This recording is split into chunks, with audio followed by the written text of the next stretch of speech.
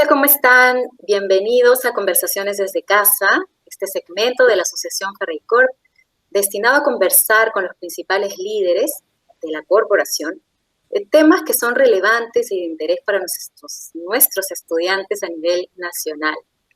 Mi nombre es Verusta Uchofen, soy coordinadora general de la Asociación Ferreycorp y hoy vamos a hablar de un tema muy importante para nuestra vida personal, para nuestra vida profesional y también para construir un mejor país.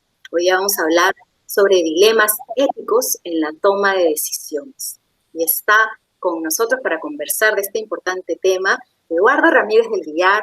Él es gerente de asuntos corporativos Ferreycorp, que ve temas legales y de cumplimiento, y además él es director de la Asociación Ferreycorp.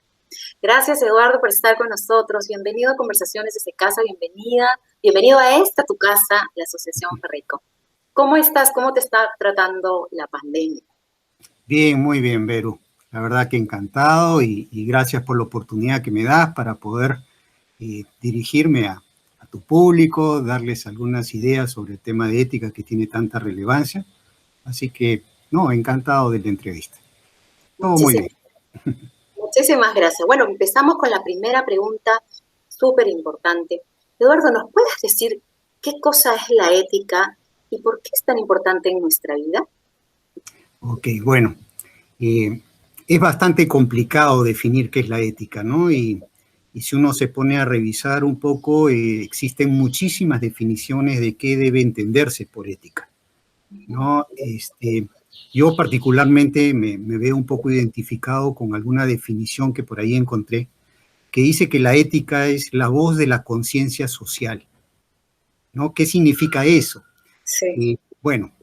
Se entiende por ética todo lo que viene a ser los principios, valores, pensamientos, ideas, creencias religiosas, tradiciones culturales, todo aquel bagaje que la humanidad ha tenido en el tiempo y que lo lleva a definir un comportamiento específico, ¿no?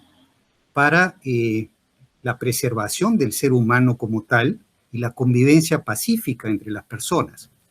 Entonces, ¿qué significa ética? Básicamente es un comportamiento social que permite deslindar entre lo bueno y lo malo, ¿no? Al final, la ética lleva a eso, ¿no? A poder definir cuándo un comportamiento es bueno y en base a eso se establece una serie de, tanto para la persona como tal, derechos frente a los demás, como también obligaciones y deberes con la sociedad, ¿no? Y en base a eso se definen lo que son los valores, que básicamente afectan a la persona como tal, y la ética como algo social, ¿no? Así que básicamente es un comportamiento humano que busca el bien antes que nada, ¿no?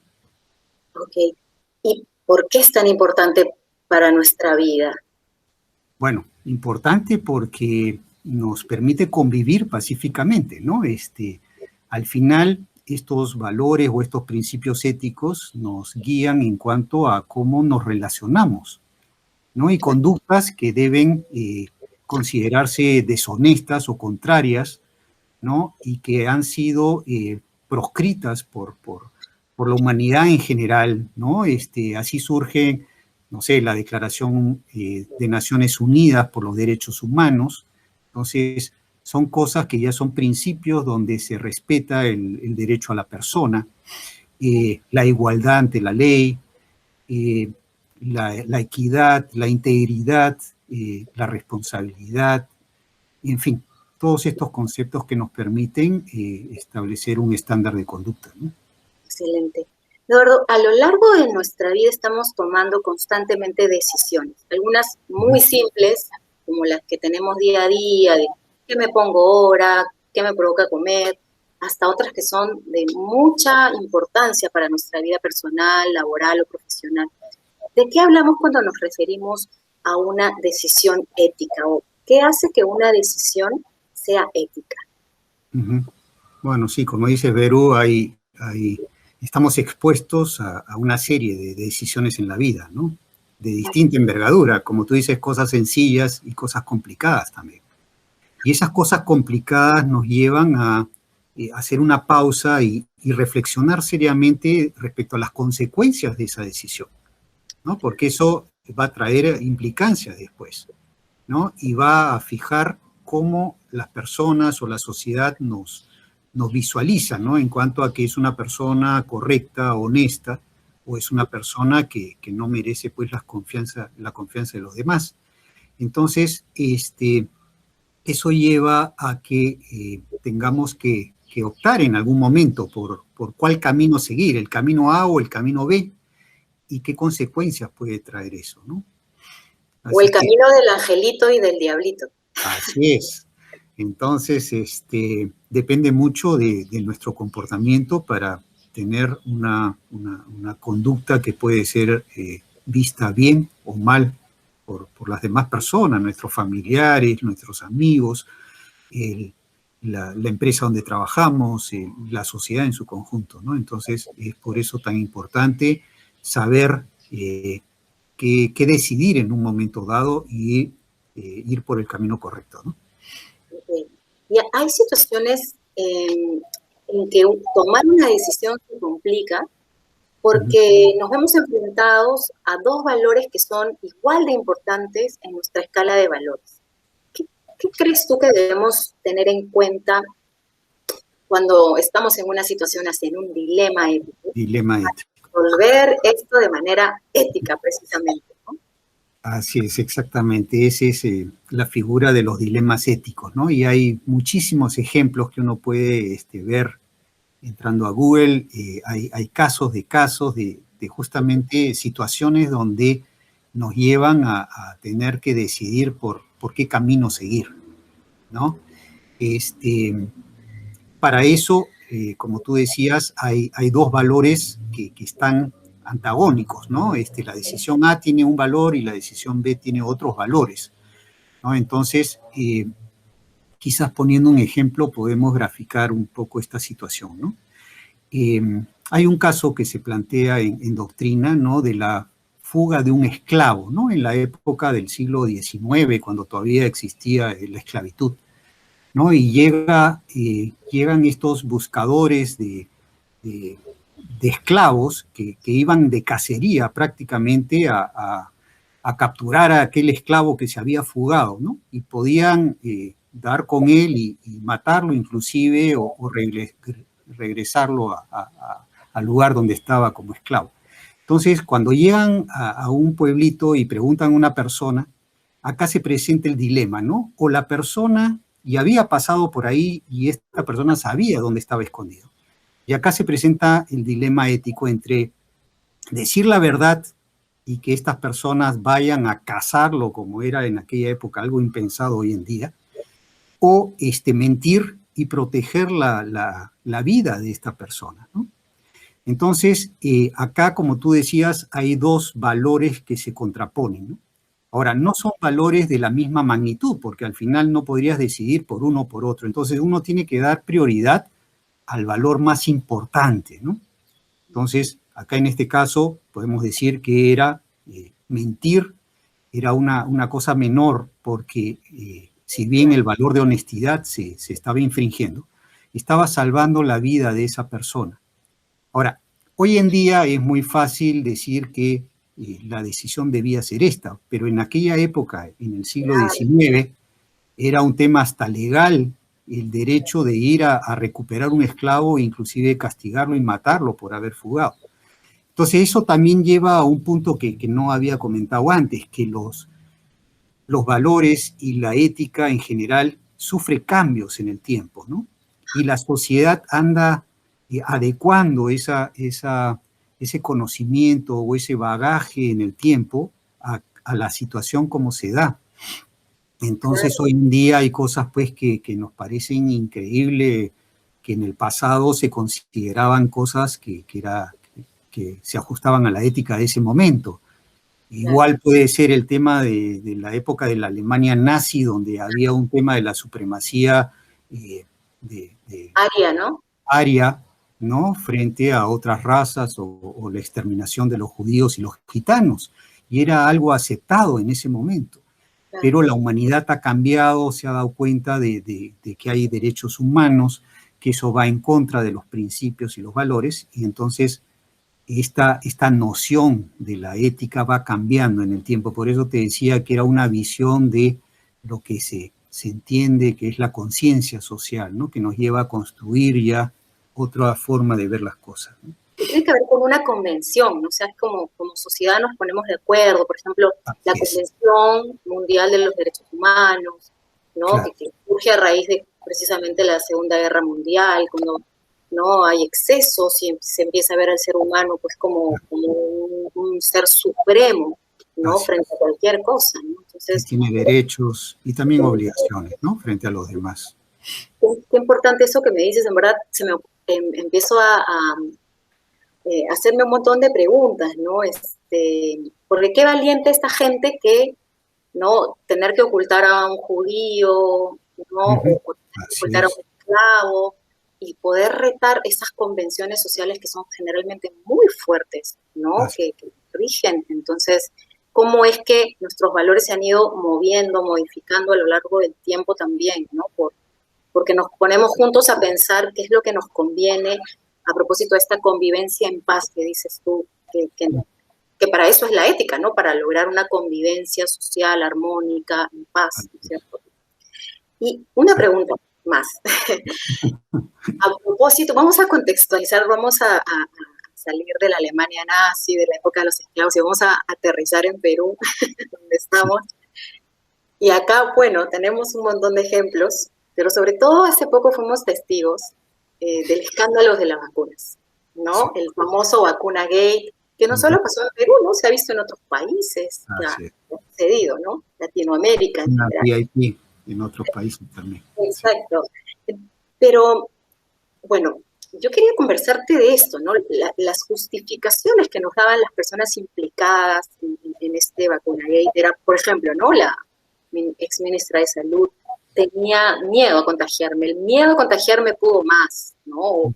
O era el presidente y yo no me podía negar, o la delegación china estaba cansada de Burger King, entonces quería su fita, ¿no? Entonces, ¿qué opinión te merece esto? Y sobre todo, nos gustaría que nos ayudes a comprender qué falló ahí, qué faltó. Es cierto que cualquiera de nosotros pudo haber tomado una decisión así para favorecer a nuestro amigo, a nuestra familia, porque se piensa que hay una cultura, por lo menos en Latinoamérica, de primero pensar en mí, en los míos y después en los demás, ¿no? Cuéntanos un poquito y ayúdanos a tomar decisiones éticas futuras. Bueno, todo este escándalo del vacunagate es realmente lamentable, ¿no? Y eso de alguna manera grafica la crisis de valores que vive nuestro país, ¿no? Y es algo que se habla muchísimo y, en fin, lo seguimos viviendo. Las experiencias que hemos tenido a nivel hasta de presidentes de la República cuestionados, y no solo uno, son casi 6 los que están siendo objeto de juicios y demás por temas de corrupción. Entonces, todo esto lleva a ver que la sociedad en su conjunto, en el Perú sobre todo, los valores están en crisis, ¿no? Y que hay que hacer algo para cambiar esa mentalidad. Yo recuerdo de niño en el colegio tenía un curso de educación cívica que se cortó en algún momento. Y era algo que te formaba como ciudadano, te formaba como miembro de la comunidad, te daba principios de solidaridad, de respeto a los demás, y eso formaba la conducta de cada persona, ¿no? Lo estamos viendo con la Asociación Ferreycorp, de dar estos talleres para fomentar nuevamente los valores éticos en jóvenes profesionales que van a ser, que tienen que vivir bajo esos principios, ¿no? Entonces, ¿qué es lo que falló acá? Yo creo que el interés, como tú dices, el interés personal sobre el interés de los demás, ¿no? Sabiendo que la vacuna debía ir prioritariamente a la primera línea, que es la que está más expuesta al virus, como son médicos, enfermeras, policías, bomberos, en fin, que están de servicio a los demás, a la comunidad, prefirieron ellos, por intereses personales, vacunarse antes que nadie. Y no solo ellos, sino sus familiares, sus amigos, relaciones, favores políticos. Entonces, todo eso llevó a esta situación realmente, como vemos, lamentable, ¿no? Entonces, acá, ¿qué es lo que hay que hacer? Bueno, reforzar todo el tema ético a nivel de las distintas generaciones, porque muchas veces se dice, esta generación está perdida, hay que comenzar con los niños y partir de cero, pero no tenemos tiempo tampoco para eso y vamos a seguir viviendo en comunidad con todos los que toman decisiones hoy en día. Entonces, yo creo que sí, es un deber cívico fomentar nuevamente los valores, los principios y educarnos nuevamente para reforzar esta forma de actuar, ¿no? Y además, ¿crees que todas las personas, por lo menos, bueno, todas las personas, pero especialmente aquellas que ocupan cargos públicos, deberían sentarse a meditar cada decisión que se toma, ¿no? Porque tú me cuentas un poco cómo la ética ayuda también a poder ver las consecuencias que tiene una decisión. Que no te pongas a pensar, ¿no? Si me vacuno o no me vacuno, ¿qué va a pensar? O sea, algo tienes que pensar, porque para eso tenemos una corteza prefrontal que nos diferencia un poco de los animales, ¿no? Y cuando yo por lo menos escuché todo eso, decíamos, bueno, todas estas personas que han cometido esto no son personas iletradas, analfabetas, ¿no? O sea, personas que, digamos, dirigían instituciones importantes, una ministra, ¿no? Un médico de una universidad importante. Entonces, ¿qué pasó, no? O sea, no se sentaron a pensar eso de las emociones, de repente guiaron más, ¿no? Y quizás sería importante como reconocer también, ¿no? Qué importante es saber que también podemos ser tentados, digamos, por estas cosas, que todos estamos como expuestos a que nos digan, oye, tal coima, o mira, te vacuno a ti y a toda tu familia, ¿no? Que si no nos sentamos a pensar, a reflexionar, pues... Claro, las consecuencias que trae esa decisión, ¿no? Y con eso vas a cargar toda tu vida, porque lamentablemente es así. Donde uno patine o haga algo incorrecto, es algo que te va a perseguir siempre, ¿no? Entonces, lo importante de poder tener la tranquilidad de conciencia, de poder dormir tranquilo, ¿no? Y no saber que el día de mañana van a sacar alguna información o inclusive una situación delictiva que puede comprometerte en cuanto a tu libertad personal, la imagen, la reputación de tu familia, de tus amigos, de toda la comunidad en general. Exacto, Eduardo. Es importante lo que nos estás diciendo. Entonces, digamos, ¿qué nos podrías decir? ¿Algún consejo ahora que estamos a punto de tomar una gran decisión? El próximo 11 de abril vamos a elegir a nuestro presidente, a nuestros congresistas por 5 años, ¿no? ¿Qué consejos nos das para no equivocarnos, para tener una decisión ética?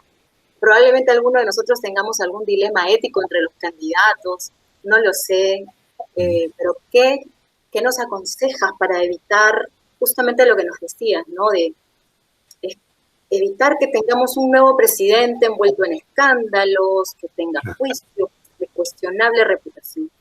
Es difícil, yo sé, pero danos algunos tips o algunos consejos para esto. Sí, bueno,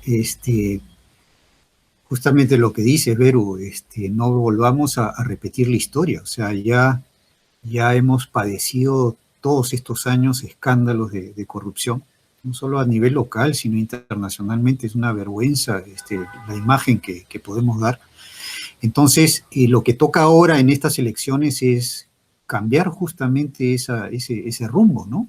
¿Y eso qué significa? Que cada uno tiene que hacer su tarea, que es investigar, informarse, saber el currículum de cada candidato a la presidencia y también los miembros del Congreso, porque al final ellos son los que nos van a gobernar.